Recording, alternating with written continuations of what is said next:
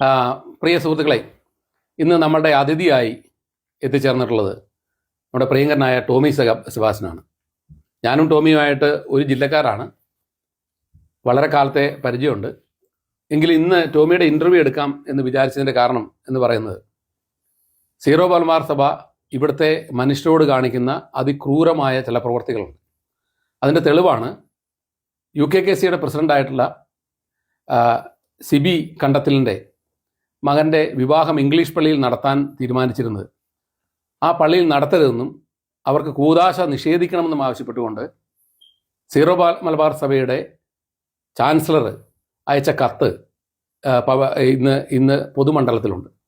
ഇത്രമാത്രം നീചവും നിഷ്ഠൂരവുമായ പ്രവൃത്തികൾ ചെയ്യുന്ന സീറോ മലബാർ സഭയുടെ പ്രവർത്തനങ്ങൾ ഇവിടുത്തെ മനുഷ്യരെ വളരെ ഏറെ ദോഷകരമായി ബാധിക്കുകയും അതോടൊപ്പം തന്നെ ഇവിടെ അസ്വസ്ഥതയുണ്ടാകുകയും സമൂഹങ്ങളിലും കുടുംബത്തിലും അസ്വസ്ഥത ഉണ്ടാകുകയും ചെയ്തിട്ടുള്ള ഒരു സാഹചര്യമാണുള്ളത്. ഈ സാഹചര്യത്തിൽ ബഹുമാനപ്പെട്ട ടോമി ഇവിടുത്തെ സാമൂഹ്യ മണ്ഡലത്തിൽ വളരെയേറെ സ്വാധീനം ചെലുത്തുന്ന ഒരാളും അതോടൊപ്പം തന്നെ സീറോ മലബാർ സഭയുടെ പ്രതിനിധിയായി പ്രവർത്തിക്കുന്ന ആളുമാണ് എന്നുള്ളതുകൊണ്ട് ടോമിക്ക് ഈ കാര്യത്തിലുള്ള അഭിപ്രായം എന്താണ് എന്നറിയാനാണ് അദ്ദേഹത്തെ കാണാൻ ഞാൻ എത്തിയത്. പ്രിയപ്പെട്ട ടോമി, താങ്കൾക്ക് ഈ സീറോ മലബാർ സഭയുമായിട്ടുള്ള ബന്ധം എന്താണ്? അതുപോലെ തന്നെ ഈ സിബിയുടെ വിഷയത്തിൽ ഉള്ള താങ്കളുടെ നിലപാട് എന്താണെന്ന് അറിയാൻ UK മലയാളികൾക്ക് താല്പര്യമുണ്ട്. അതുകൊണ്ട് ദയവായി താങ്കൾ ആരാണ്, അതിനുശേഷം സീറോ മലബാർ സഭയായിട്ടുള്ള ബന്ധം, ഈ വിഷയത്തിലുള്ള താങ്കളുടെ കാഴ്ചപ്പാട്, ഈ 3 കാര്യങ്ങൾക്കുള്ള മറുപടി ദയവായി പറയണമെന്ന് അഭ്യർത്ഥിക്കുന്നു. Okay, thank you very much Tom. ടോമിനെ എനിക്ക് വളരെ നാളുകളായിട്ട് അറിയാം. ഏകദേശം 2002 കൂടിയാണ് ഞാനും ടോമൊക്കെ UK എത്തുന്നത്. എൻ്റെ പേര് ടോമി സെബാസ്റ്റ്യൻ. എൻ്റെ സ്വന്തം വീട് കോതമംഗലം രൂപതയിൽപ്പെട്ട മുതലക്കോട് ഇടവകയാണ്. 2002 ഞാൻ UK എത്തുന്നത്. എൻ്റെ സീറോ മലബാർ വിശ്വാസം എന്ന് പറഞ്ഞാൽ അടിയുറച്ച വിശ്വാസമാണ്. ഞാനിപ്പോഴും സീറോ മലബാറിൻ്റെ പാരമ്പര്യം പേർന്ന ഒരാളാണ്. പക്ഷേ 2002 UK എത്തിയപ്പോൾ മുതൽ അന്നിവിടെ സീറോ മലബാർ രൂപത ഇല്ല. അന്ന് നമ്മൾ ലാറ്റിൻ പള്ളിയിലാണ്. അപ്പോൾ ലാറ്റിൻ പള്ളിയിൽ വന്ന് അവരുമായിട്ട് ഇൻ്റഗ്രേറ്റ് ചെയ്താണ് കഴിഞ്ഞ 23 വർഷമായിട്ട് നമ്മൾ പെരുമാറിക്കൊണ്ടിരിക്കുന്നത്. അവിടുത്തെ എല്ലാ കാര്യങ്ങളിലും, നമ്മുടെ സഭാപരമായ കാര്യങ്ങളിൽ വിശ്വാസം, ഫെയ്ത്ത്, അതുമാതിരി തന്നെ കുട്ടികളുടെ മാമോദീസ, സ്ഥൈര്യലേപനം, ആദ്യ കുർബാന, വിവാഹം, ഇതെല്ലാം. പക്ഷേ 2016 സീറോ മലബാർ രൂപത ഇവിടെ വന്നപ്പോൾ വളരെ ആകാംക്ഷയോടും പ്രതീക്ഷയോടും കൂടിയാണ് നമ്മളതിനെ വരവേറ്റത്. ഞാനൊക്കെ ചെംസ്ഫോർഡിലുണ്ടായിരുന്ന സമയത്ത് ഒരു കോച്ച് വിളിച്ചാണ് അതിൻ്റെ ബഹുമാനപ്പെട്ട ശ്രാമ്പിക്കൽ പിതാവിൻ്റെ സ്ഥാനാരോഹണത്തിന് പ്രശ്നത്തിൽ പോയത്. 4 വർഷം രൂപതയുമായിട്ട് വളരെയധികം ബന്ധപ്പെട്ട് നിന്നു. എൻ്റെ പ്രൊഫഷൻ ഒരു സോഷ്യൽ വർക്കറാണ്. അതുകൊണ്ട് തന്നെ രൂപതയുടെ സേഫ് ഗാർഡിങ് പോളിസി എഴുതുന്ന കാര്യങ്ങളിലൊക്കെ ഞാൻ വളരെയേറെ മുമ്പിലായിരുന്നു. ഏകദേശം 24 സ്ഥലങ്ങളിൽ സേഫ് ഗാർഡിങ് ട്രെയിനിങ് നടത്തിയിട്ടുണ്ട്. അതിനുശേഷം രൂപത ഇവിടുത്തെ പ്രവർത്തനങ്ങൾ മുമ്പോട്ട് പോയപ്പോൾ ചില കാര്യങ്ങൾ ചോദ്യം ചെയ്യേണ്ടതായിട്ട് വന്നു.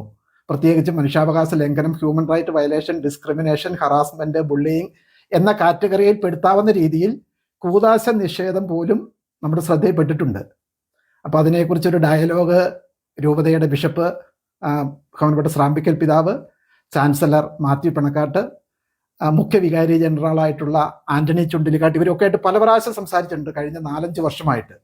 പക്ഷേ അവരുടെ നിശ്ചയദാർഢ്യം പലതും ഇവിടുത്തെ ഒരു 5000 ഫാമിലിനെ ബാധിച്ചിരിക്കുകയാണ്, ഞാനടക്കം. കാരണം ഞങ്ങളിവിടെ വന്ന് സീറോ മലബാർ അംഗങ്ങളാണെങ്കിലും ലാറ്റിൻ പള്ളിയിൽ പോയി എന്നുള്ള ഒറ്റ കാരണം കൊണ്ട് ഇന്നിപ്പോൾ ടോം പറഞ്ഞ രീതിക്കുള്ള ഡാരിൻ്റെയും ക്ലരീനയുടെയും വിവാഹം ഇൻവാലിഡ് ആണ് എന്ന രീതിക്കുള്ള ഒരു ലെറ്റർ കൊടുക്കുകയും ഓഗസ്റ്റ് 2 അവരുടെ വിവാഹം നടത്താനായിട്ട് വെച്ചിരുന്ന ലാറ്റിൻ പള്ളി അതിൻ്റെ ഹോളെല്ലാം ബുക്ക് ചെയ്തതിനു ശേഷം ആ ലെറ്റർ, ചാൻസലർ മാത്യു പിണക്കാട്ടിൻ്റെ ലെറ്റർ കാരണം അവരുടെ വിവാഹം മുടങ്ങേണ്ട അവസരത്തിലേക്ക് വന്നു. നിങ്ങൾക്ക് ഊഹിക്കാൻ പറ്റും, ഇത്രയേറെ പ്രതീക്ഷയോട് കാത്തിരുന്ന 2 യുവാക്കളുടെ ഒത്തുചേരൽ. നമ്മൾ ബൈബിളിലൊക്കെ പറഞ്ഞിരിക്കുന്നത് ദൈവം യോജിപ്പിച്ചത് മനുഷ്യൻ വേർപെടുത്താതിരിക്കട്ടെ എന്നാണ് നമ്മുടെ കല്യാണത്തിൻ്റെ അവസാനത്തെ സമാപന ആശീർവാദം. പക്ഷേ ഇവൻ കല്യാണം നടത്തുന്നതിന് മുമ്പ് തന്നെ മുടക്കുന്ന രീതിയിലേക്ക് സീറോ മലബാർ തരം താണു പോയത് വളരെയേറെ ഹൃദയവേദന ഉണ്ടാക്കുന്നുണ്ട്. ആ ഒരു സാഹചര്യത്തിലാണ് ഞാൻ ടോമുമായിട്ടൊന്ന് സംസാരിക്കാൻ, അതിനു വേണ്ടിയിട്ട് ടോമിന് സമയത്തിന് പ്രത്യേകിച്ച് ടോമിനോട് നന്ദി പറയുകയാണ്. UK അറിയപ്പെടുന്ന ഒരു മാധ്യമ പ്രവർത്തകനാണ്. ഒരുപക്ഷെ ടോമിൻ്റെ വ്യക്തിപരമായ ആശയങ്ങളൊക്കെ ചിലപ്പോൾ വ്യത്യാസങ്ങളുണ്ടാകാം. പക്ഷേ അടിയുറച്ച ഒരു സീറോ മലബാർ വിശ്വാസി, അതിന് UK ഒരു വാല്യൂ, സീറോ മലബാർ അംഗമാണെങ്കിലും ലാറ്റിൻ പള്ളിയോട് ചേർന്ന് നിന്ന് ഇൻ്റഗ്രേറ്റ് ചെയ്ത് കമ്മ്യൂണിറ്റി കൊഹീഷൻ എന്നുള്ള ആ ആശയത്തോട് ചേർന്ന് നിൽക്കുമ്പോൾ യു കെയിൽ അതേമാതിരിയുള്ള ഒരു 5000 ഫാമിലി ഉണ്ട്. അവരെ എല്ലാം ബാധിക്കുന്ന ഒരു പ്രശ്നമാണ്. അപ്പം ഞാൻ ഇന്ന് രാവിലെ കൂടി ബിഷപ്പ് സ്രാമ്പിക്കലിനോട് സംസാരിച്ചിരുന്നു. ഇന്നലെ കഴിഞ്ഞ ദിവസങ്ങളിൽ ചാൻസലറോട് സംസാരിച്ചു, ആന്റണി ചുണ്ടിൽകാട്ടച്ചനോട് സംസാരിച്ചു.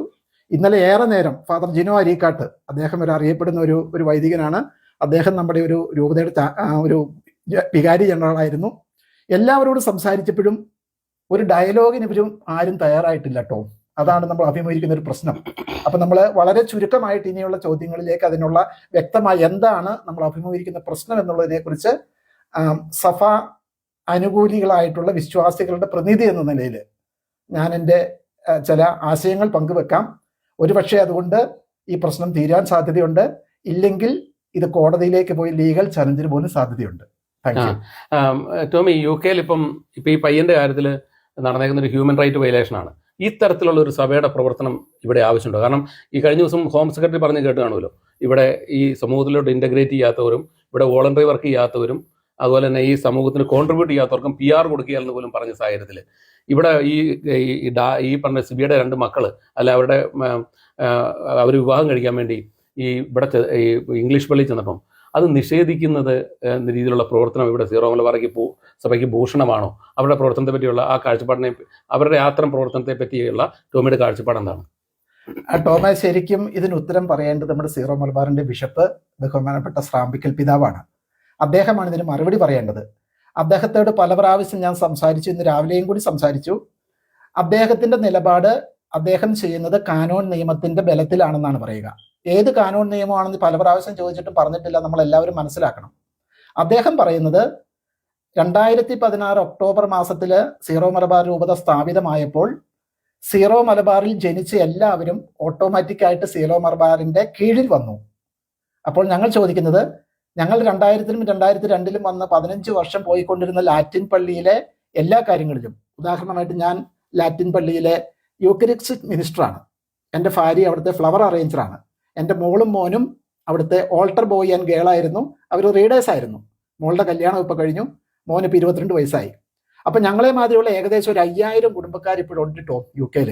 ഞാനും അങ്ങനെ തന്നെയാണ്. അപ്പോൾ ഇവരെ എല്ലാവരെയും ഇനിയിപ്പോൾ ഒരു കൂതാശയ്ക്ക് വേണ്ടി വരുമ്പോൾ നമ്മൾ ലാറ്റിൻ പള്ളിയിൽ പോയി എന്നുള്ള വലിയൊരു തെറ്റായിട്ടാണ് സീറോ മലബാറിന്റെ ബിഷപ്പും ചാൻസലറും ചൂണ്ടിക്കാണിക്കുന്നത്. അതാണ് ഇവിടുത്തെ ആദ്യത്തെ ഹ്യൂമൻ റൈറ്റ് വയലേഷൻ. കാരണം നമുക്ക് ഫ്രീഡം ഓഫ് ചോയ്സ് ഉണ്ട്. ഹ്യൂമൻ റൈറ്റ് എന്ന് പറയുന്നത് ഈ രാജ്യത്ത് വളരെ പ്രധാനപ്പെട്ട ഒന്നാണ്. അപ്പൊ ഇങ്ങനെയുള്ള വളരെ തീവ്രവാദപരമായ ആശയങ്ങൾ നമ്മൾ അടിച്ചേൽപ്പിക്കുമ്പോൾ നമ്മൾ ഒന്നുകൂടി ആലോചിക്കണം, ഈ ചെയ്യുന്ന കാര്യം കൊണ്ട് നമുക്ക് ഗുണമുണ്ടോ എന്നുള്ളത്. പ്രധാനമായിട്ടും എനിക്ക് ബിഷപ്പ് സ്രാമ്പിക്കലിനെ വളരെ സ്നേഹമുള്ള ആളാണ്. 52-ാം വയസ്സിൽ ബിഷപ്പായി, ചെറുപ്പമായിരുന്നു, വളരെ സുമുഖനാണ്, സുന്ദരനാണ്. ആദ്യകാലത്തൊക്കെ വളരെ പ്രതീക്ഷയായിരുന്നു. പക്ഷെ അദ്ദേഹത്തിന്റെ ആദ്യത്തെ ഒരു പ്രസംഗം ഞാൻ വെയിൽസ് വെച്ച് കേട്ടപ്പോൾ ഞാൻ ആദ്യം ഞെട്ടിയത്, നിങ്ങളാരും ലാറ്റിൻ പള്ളിയിൽ ഞായറാഴ്ച പോകാൻ പാടില്ല, നിങ്ങൾ നാട്ടില് സീറോ മലബാറിൽ ലാറ്റിൻ ഉണ്ടെങ്കിൽ നിങ്ങൾ ലാറ്റിനിൽ പോകുമോ? അപ്പൊ അതൊക്കെ നമുക്ക് വളരെയേറെ ഹൃദയവേദന ഉണ്ടാക്കിയ കാര്യങ്ങളായിരുന്നു. പക്ഷെ അതൊന്നും അന്നത്ര കാര്യമായിട്ട് എടുത്തില്ല. ഇപ്പോൾ ഇത് കൂദാശ നിഷേധത്തിലേക്ക് വന്നപ്പോഴാണ് അതിന്റെ സീരിയസ്നെസ് മനസ്സിലാകുന്നത്. അത് മാത്രമല്ല, ഞാൻ ഈയിടെ ഡാരനും ക്ലരീനയും കൂടെ ഒരുമിച്ച് സ്രാമ്പിക്ക പിതാവിന് അയച്ച ഹൃദയഭേദകമായ ഒരു നീണ്ട ലെറ്റർ ഞാൻ വായിച്ചു. കണ്ണു നിറഞ്ഞ് നമുക്കത് വായിക്കാൻ പറ്റുള്ളൂ. ദൈവം യോജിപ്പിച്ചത് മനുഷ്യൻ വേർപെടുത്താതിരിക്കട്ടെ എന്ന് പറയേണ്ട ആ കല്യാണം ആശീർവദിക്കുന്നതിന് മുമ്പ് തന്നെ ആ കല്യാണം മുടക്കുകയും ആ യുവാക്കൾ 2 പേരും ഒരു യാക്കോബായ പള്ളിയിൽ പോയി ചേർന്നിട്ട് അവിടെ വെച്ച് വിവാഹം നടത്തേണ്ട ഒരു ദുരവസ്ഥ അത് യു കെയിൽ ഇനി ആർക്കും ഉണ്ടാകാൻ പാടില്ല. Thank you Tommy. അടുത്ത ചോദ്യം എന്ന് പറഞ്ഞത്, ഇപ്പം ഈ പ്രശ്നം നമ്മളിപ്പം ഇവിടെ വന്ന കാലത്ത് ഒത്തിരി ആളുകൾ ഈ ലാറ്റിൻ പള്ളിയിൽ പോവുകയും അവരുമായി ബന്ധപ്പെടുകയും, ഇപ്പം എൻ്റെ പിള്ളേർ 2 പേരും, ഞാൻ വലിയ വിശ്വാസമൊന്നും അല്ലെങ്കിലും പിള്ളേർ അവിടെ ആൾട്ടർ ബോയ് ആയിരുന്നു, അവിടെ ഇതുപോലെ ടോമി പറഞ്ഞ പോലെ തന്നെയാണ്. ഇതെങ്ങനെ പരിഹരിക്കാൻ പറ്റും? നമ്മുടെ ഈ സീറോ മലബാർ സഭയും ആയിട്ട് ഉള്ള ഈ കോൺഫ്ലിക്റ്റ്, ഈ ലാറ്റിൻ പള്ളിയിൽ നിന്ന് ലെറ്റർ കൊടുത്താൽ അക്സെപ്റ്റ് ചെയ്യില്ല. ഈ തരത്തിൽ ഈ പറഞ്ഞ ഇതൊരു വംശീയമായിട്ടുള്ള വെറിയാണ്. സീറോ മലബാർ സഭ ഞങ്ങളെന്തോ സുപ്പീരിയർ ക്ലാസ് ആണ് എന്നുള്ള നിലയ്ക്കുള്ള ഒരു വംശീയ വെറിയും കൂടിയാണ്. ഇതിനെ എങ്ങനെ നമുക്കൊരു പോപ്പിന്റെ കീഴിലുള്ള ഏറ്റവും കൂടുതൽ ആളുകളുള്ള ലാറ്റിൻ കത്തോലിക്ക പള്ളിയെ ഇവർ അംഗീകരിക്കില്ല, അവിടെ ലെറ്റർ ഇവർ അംഗീകരിക്കില്ല എന്നൊക്കെ പറയുന്നതിനെ എങ്ങനെ പരിഹരിക്കാൻ പറ്റുന്നതാണ് ടോമിയുടെ ഒരു വീക്ഷണം? ഒരു ക്രിസ്ത്യൻ വിശ്വാസി എന്നുള്ള അല്ലെങ്കിൽ സഭയുമായി അടുത്ത് പ്രവർത്തിക്കുന്ന ആളെന്നുള്ളെങ്കിൽ താങ്കൾക്ക് അങ്ങനെ എന്തെങ്കിലും കാഴ്ചപ്പാടുണ്ടോ? തീർച്ചയായിട്ടും എനിക്ക് കാഴ്ചപ്പാടുണ്ട് കേട്ടോ.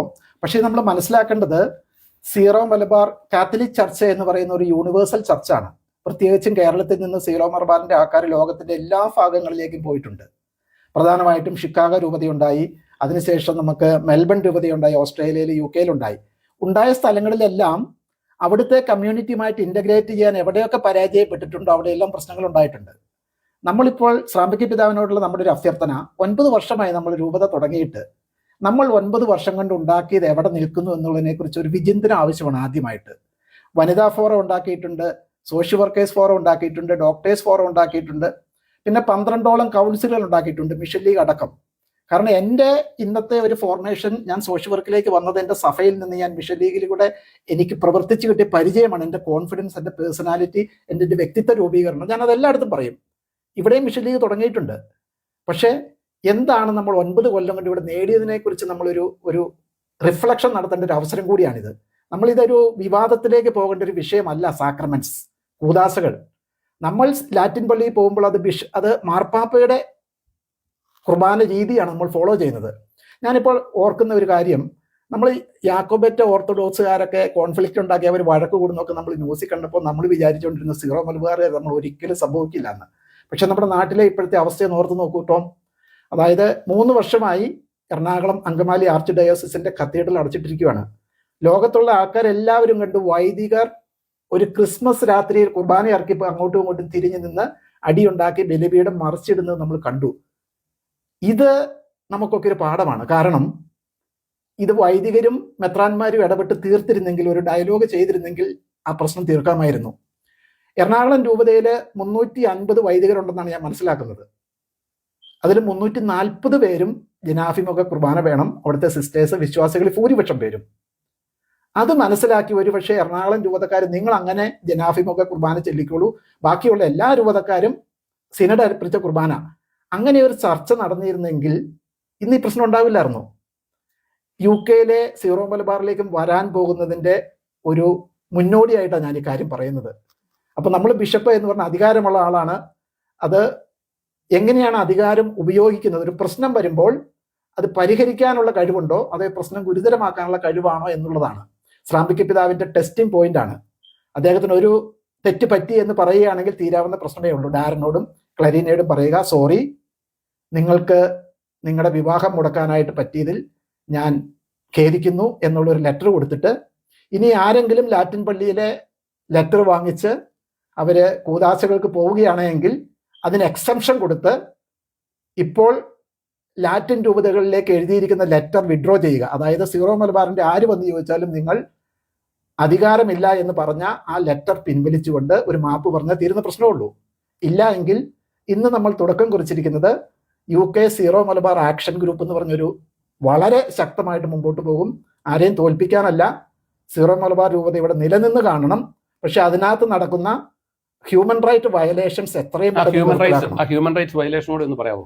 ഹ്യൂമൻ റൈറ്റ് വയലേഷൻ എന്ന് പറഞ്ഞാൽ നമുക്ക് വിശ്വസിക്കാനും ഏത് പള്ളിയിൽ പോകുന്നു തീരുമാനമെടുക്കുവാനുള്ള കഴിവ് നമുക്കുണ്ട്. കാരണം നമ്മളിവിടെ ആദ്യം വന്നപ്പോൾ അതൊരു എസ്റ്റാബ്ലിഷ്ഡ് റിലേഷൻഷിപ്പാണ്, ഇമോഷണൽ കണക്ഷനാണ്.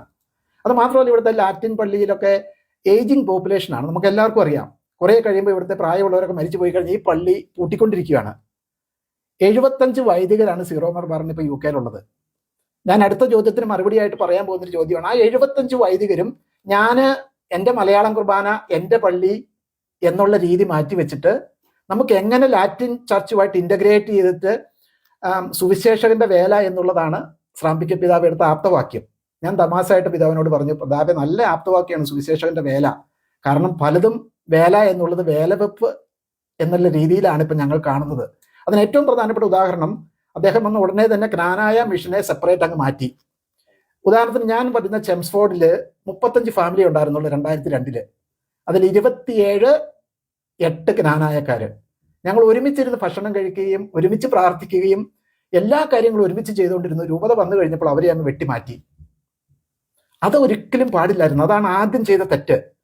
ജ്ഞാനായക്കാർ ആദ്യമൊക്കെ വിശ്വസിച്ചു, ഞങ്ങൾക്ക് ഭയങ്കര 10 മിഷൻ കിട്ടി, ഞങ്ങൾക്ക് സജി മലയും പുത്തമ്പരി എന്ന് പറയുന്ന ഒരു വികാരി ജനറലിനെ കൂട്ടി ഞങ്ങൾക്ക് അച്ഛന്മാരെ കിട്ടി.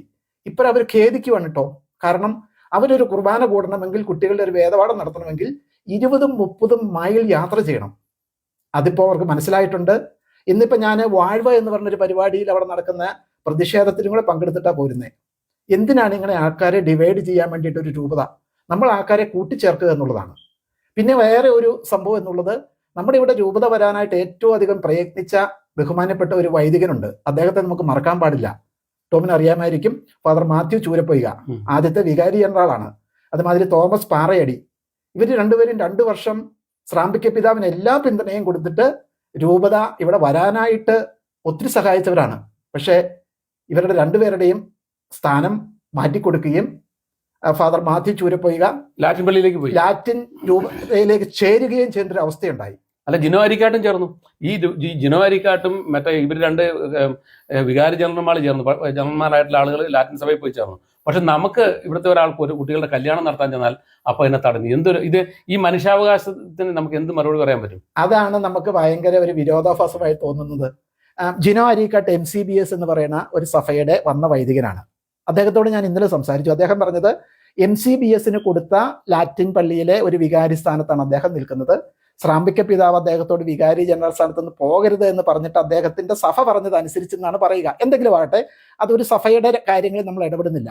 പക്ഷേ സഭാ അംഗങ്ങളോട് ലാറ്റിൻ പള്ളിയിൽ പോകരുതെന്ന് പറയുകയും വികാരി ജനറലായിരുന്ന 2 പേരിപ്പോൾ ലാറ്റിൻ പള്ളിയിലെ വികാരിയായി പോയപ്പോൾ ശ്രാമ്പിക്ക പിതാവ് പറയണം, ഇനി താങ്കളുടെ സ്റ്റാൻഡ് എന്താണ്? ലാറ്റിൻ പള്ളിയിൽ പോകുന്ന ഞങ്ങളുടെ കുട്ടികളുടെ കൂദാശ മുടക്കാനായിട്ട് താങ്കൾക്ക് ധാർമ്മികമായ ഉത്തരവാദിത്തമില്ല എന്ന് വിനയപൂർവ്വം ഓർപ്പിക്കുകയാണ്. അതാണ് ഇതിനകത്തെ ഹ്യൂമൻ റൈറ്റ് വയലേഷൻ. പിന്നെ ഒന്നുള്ളത്, കാനോൻ നിയമമാണോ law of the land, British values എന്താ നമ്മൾ മനസ്സിലാക്കിയിരിക്കണം. ഈ കേസ് കോടതിയിൽ പോയിട്ടുണ്ടെങ്കിൽ ഒരു പക്ഷേ സീറോ മലബാർ രൂപത ഡാരിനും ക്ലരീനയ്ക്കും കോമ്പൻസേഷൻ കൊടുക്കേണ്ട ഒരു വിധി ഉണ്ടാകാൻ സാധ്യതയുണ്ട്. അല്ല, ഇത് ഇപ്പൊ ഞാൻ അതിൻ്റെ ഇടയ്ക്ക് ചോദ്യം ചോദിക്കുകയാണ്. ഇപ്പൊ ടോമി പറഞ്ഞ പോലെ ഇതൊരു മ്യൂച്വൽ അണ്ടർസ്റ്റാൻഡിങ്ങിലും സംസാരത്തിലൂടെ അത് പരിഹരിക്കാനും കഴിയുന്നില്ല എങ്കിൽ നമ്മൾ എന്ത് നിയമപരമായ വഴികൾ കഴിയും? കോടതി സമീപിക്കാൻ ആലോചിക്കുന്നുണ്ടോ? ഉറപ്പായിട്ടും നമ്മൾ കാനോൺ നിയമം അറിയാവുന്നതും നമ്മുടെ ഇവിടുത്തെ 23 ഈസ്റ്റേൺ ചർച്ചസ് ഉണ്ട് സീറോ മലബാർ മാതിരി, അവരുടെയൊക്കെ പ്രശ്നങ്ങൾ അറിയാവുന്ന വക്കീലുമായിട്ട് നമ്മൾ സംസാരിച്ചു കഴിഞ്ഞു. ഈ കേസിന് ഒരു ലീഗൽ ബേസ് ഉണ്ട് എന്നുള്ളതാണ് ഇനീഷ്യൽ അഡ്വൈസ് നമുക്ക് കിട്ടിയിരിക്കുന്നത്. അത് നല്ല കാര്യം. ഒരു വക്കീലിന്റെ ഇവിടത്തെ സംബന്ധിച്ചിടത്തോളം ഒരു വക്കീല് ഇതിന് കേസിന് ഗ്രൗണ്ട് ഉണ്ടെന്ന് പറഞ്ഞാൽ പോലും വളരെ പ്രസക്തമാണത്. ടോമെ, പക്ഷെ നമ്മുടെ ഉദ്ദേശം നമ്മുടെ രൂപതയെ സീറോ മലബാറിലേക്ക് ഒരു കോടതിയിലേക്ക് വലിച്ചിഴക്കരുത് എന്നുള്ളതാണ് വിശ്വാസികളുടെ താല്പര്യം. പക്ഷേ അത് വേണമോ വേണ്ടയോ എന്ന് തീരുമാനിക്കേണ്ടത് ശ്രാമ്പിക്ക പിതാവാണ്. ഉദാഹരണത്തിന് ഞാൻ ഈ കാര്യം തട്ടിൽ പിതാവായിട്ട് സംസാരിക്കാൻ വേണ്ടി ഞാൻ 2 ആഴ്ച മുമ്പ് കേരളത്തിലുണ്ടായിരുന്നു. ഞാൻ സെന്റ് തോമസ് മൗണ്ടിൽ പോയി. തട്ടിപ്പിതാവ് ഉണ്ടായിരുന്നില്ല. ഭാഗ്യവശാൽ എനിക്ക് ശ്രാമ്പിക്ക പിതാവിന്റെ സെക്രട്ടറി ആയിരുന്ന ഫാദർ ടോം ഒലിക്കരോട്ടിനെ കാണാൻ പറ്റി. ടോം ഒലിക്കരോട്ട് ഇപ്പോൾ സീറോ മലബാർ രൂപതയുടെ സെന്റ് തോമസ് മൗണ്ട് കാക്കനാടിന്റെ പിയോറയാണ്. അദ്ദേഹത്തോട് ഞാനൊരു ചോദ്യം ചോദിച്ചു, ടോമച്ച, UK ആണോ ഇഷ്ടം, PRO ജോലിയാണോ? അദ്ദേഹം വളരെ ബുദ്ധിപൂർവ്വം മറുപടി ഒന്നും പറഞ്ഞില്ല.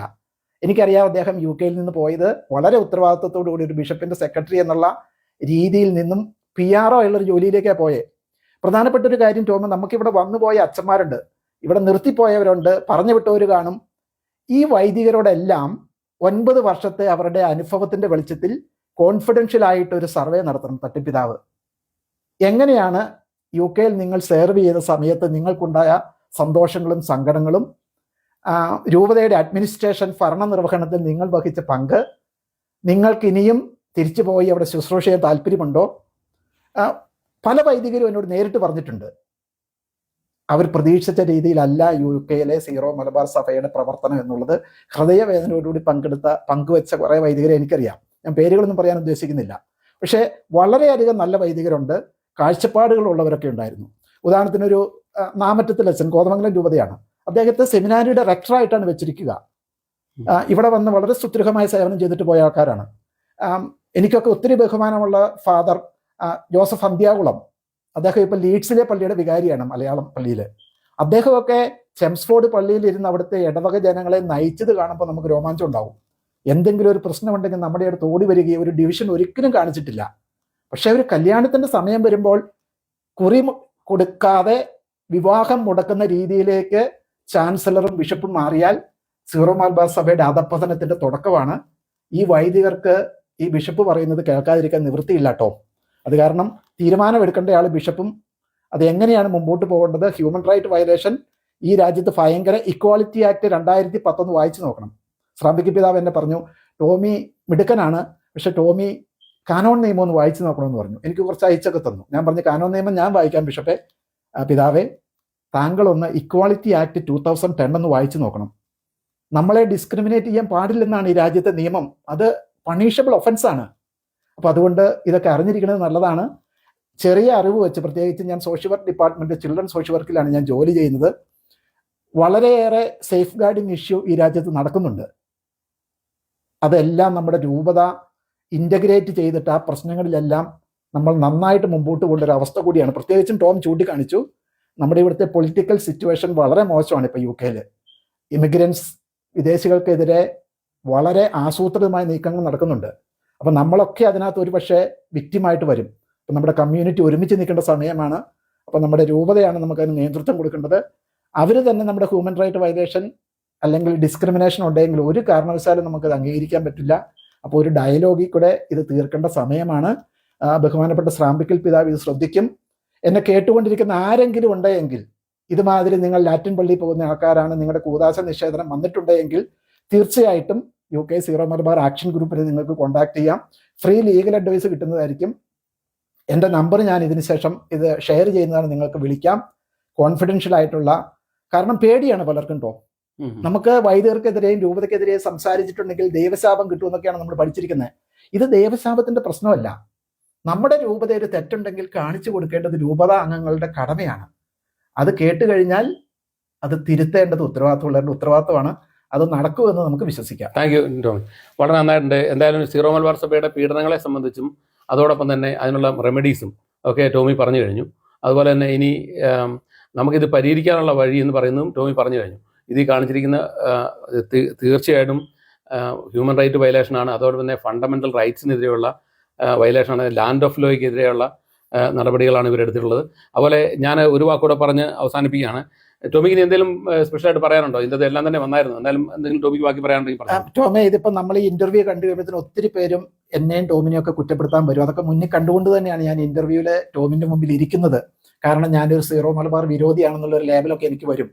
ഒരു കാരണവശാലും അങ്ങനെ ചിന്തിക്കുന്നവരെ ഞാൻ കുറ്റം പറയുകയില്ല. കാരണം ഒരു 15,000 കുടുംബക്കാരുണ്ട് സീറോ മലബാറിൽ ഫോം പൂരിപ്പിച്ചു കൊടുത്ത അംഗമായവര്. അവരുടെ കാര്യങ്ങൾ നോക്കി അവർക്ക് കുർബാനയ്ക്കുള്ള കുറി കൊടുത്ത് കല്യാണം നടത്തുക. ബാക്കിയുള്ളവർ ലാറ്റിൻ പള്ളിയിൽ പോയി ലാറ്റിൻ പള്ളിയിലെ ലെറ്ററും കുറിയും വാങ്ങിച്ച് അവരുടെ കൂദാശകൾ അവിടെ നടത്തട്ടെ.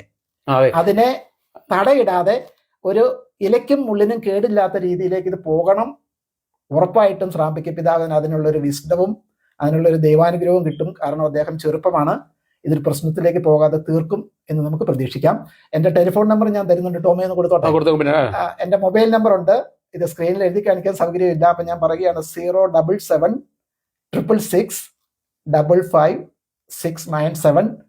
നിങ്ങൾക്കൊരു മെസ്സേജ് ഇട്ടിട്ട് നിങ്ങൾക്ക് എന്തെങ്കിലും ഇങ്ങനെ ഒരു ഹ്യൂമൻ റൈറ്റ് വയലേഷൻ നിങ്ങളുടെ ഇടവകയിൽ നിന്നോ വികാരിയച്ചിൽ നിന്നോ സീറോ മലബാറിൽ നിന്നോ ഉണ്ടായിട്ടുണ്ടെങ്കിൽ എല്ലാ പ്രശ്നവും നമുക്ക് പരിഹരിക്കാൻ പറ്റില്ല. പക്ഷേ ഇത് പിതാവിൻ്റെ ശ്രദ്ധയിൽപ്പെടുത്തി നമുക്ക് വളരെ രമ്യതയോടുകൂടി പരിഹരിക്കാൻ പറ്റിയൊരു പ്രശ്നമാണ്. ഞാൻ ഒരിക്കൽ കൂടി പറയാം. എൻ്റെ പേര് Tommy Sebastian. Mobile number UK mobile number 077 666 55697. Tommy, thank you very much. Thank you. കാരണം ടോമി ഇവിടെ വരാനും ഞാൻ ആദ്യം ഒരു താങ്ക്സ് പറയട്ടെ. ടോമി സമയത്ത് ടോമി തിരക്കുള്ള ആളാണെന്നിരിക്കാം. 2-3 മണിക്കൂർ യാത്ര ചെയ്താണ് എത്തിയത്. ഇവിടെ ഈ ഇങ്ങനൊരു ആവശ്യം പറഞ്ഞപ്പം ടോമി പോലെ ഒരാൾ വന്ന് പറയുകയും ഇതിലൊരു ഹ്യൂമൻ റൈറ്റ്സ് വയലേഷൻ ഉണ്ടെന്ന് മനസ്സിലാക്കുകയും ഈ രാജ്യത്തിൻ്റെ ലാൻഡ് ഓഫ് ലോയ്ക്ക് എതിരായിട്ടാണ് ഈ സഭയുടെ പ്രവർത്തനങ്ങളെന്ന് മനസ്സിലാക്കുകയും അത് തുറന്നു പറയാനും വേണ്ടി താങ്കൾ സഹകരിച്ചതിന് പ്രത്യേകം നന്ദി. ടോമിനെ ഞാൻ ഇഷ്ടപ്പെടുന്നതിന്റെ കാരണം ടോം ഒരു മാനവികത സൂക്ഷിക്കുന്ന ഒരു മാധ്യമ പ്രവർത്തകനാണ് എന്നുള്ള രീതിയിലാണ്. അപ്പോൾ ഇതിനെക്കുറിച്ചുള്ള നിങ്ങളുടെ അഭിപ്രായങ്ങൾ പോസിറ്റീവായിട്ടും നെഗറ്റീവായിട്ടും വരാൻ സാധ്യതയുണ്ട്. എന്താണെങ്കിലും ഞങ്ങളെ അറിയിക്കുക. നമുക്ക് ഈ പ്രശ്നം ഗുരുതരമാകാതെ രമ്യമായിട്ട് പരിഹരിക്കാൻ നമുക്ക് എല്ലാവർക്കും ശ്രദ്ധിക്കാം. Thank you very much. Thank you Tommy. Thank you very much. ഒരു വാക്കൂടെ പറയട്ടെ. ഈ UK എന്ന് പറയുന്നത് ബെർട്രാൻഡ് റസലിൻ്റെയും ബെർണാഡ് ഷോയുടെയും വിൽ ഡ്യൂറൻറ്റിൻ്റെയും നാടാണ്. ഇവിടെ ഈ കാണുന്ന ലിബറൽ സമൂഹത്തെ പടുത്തുയർത്തിയതിൽ റൗണ്ട് ഹെഡ് എന്ന് പറയുന്ന ഇന്നത്തെ ലിബറൽ പാർട്ടിയുടെ തുടക്കം എന്ന് പറഞ്ഞാൽ റൗണ്ട് ഹെഡാണ്. അവിടുന്ന് വിക്സ് ആയിട്ടാണ് പരിഗണിച്ചത്. പിന്നീട് ലിബറൽ പാർട്ടിയായി മാറി. ആ ലിബറലിസമാണ് ഈ സമൂഹത്തെ സ്വതന്ത്രമാക്കിയത്. അതുകൊണ്ട് അത് രാജാവിൻ്റെ സബ്ജക്റ്റീവ് അധികാരങ്ങളിൽ നിന്ന് പൗരൻ്റെയും സമൂഹത്തിൻ്റെയും കളക്റ്റീവായ അധികാരത്തിലേക്കും കോൺസ്റ്റിറ്റ്യൂഷനിലേക്കും ഈ രാജ്യത്തെ നയിച്ചത് അത്തരം വരുന്ന ആളുകളുടെ കലാപങ്ങളാണ്. ആ കലാപങ്ങളിലൂടെ സ്ഥാപിച്ചെടുത്ത ഈ സമൂഹത്തിൽ വന്ന് ഇവിടുത്തെ പൗരൻ്റെ പൗരാവകാശങ്ങളെ ദംശിക്കാമെന്ന് ഈ സീറോ മലബാർ സഭയുടെ ആളുകൾ വിചാരിക്കുന്നുണ്ടെങ്കിൽ നിങ്ങൾ കോടതിയിലും നിയമത്തിൻ്റെയും മുമ്പിലേക്ക് ഇന്നല്ലെങ്കിൽ നാളെ പോകും. നിങ്ങൾ ആ കോടതിയുടെയും നിയമത്തിൻ്റെയും മുമ്പിൽ കുനിഞ്ഞു നിൽക്കേണ്ടി വരും എന്ന് മാത്രം പറഞ്ഞുകൊണ്ട് അവസാനിപ്പിക്കുന്നു. നന്ദി, നമസ്കാരം. ടോമിക്ക് ഒരിക്കൽ കൂടി നന്ദി. Thank you.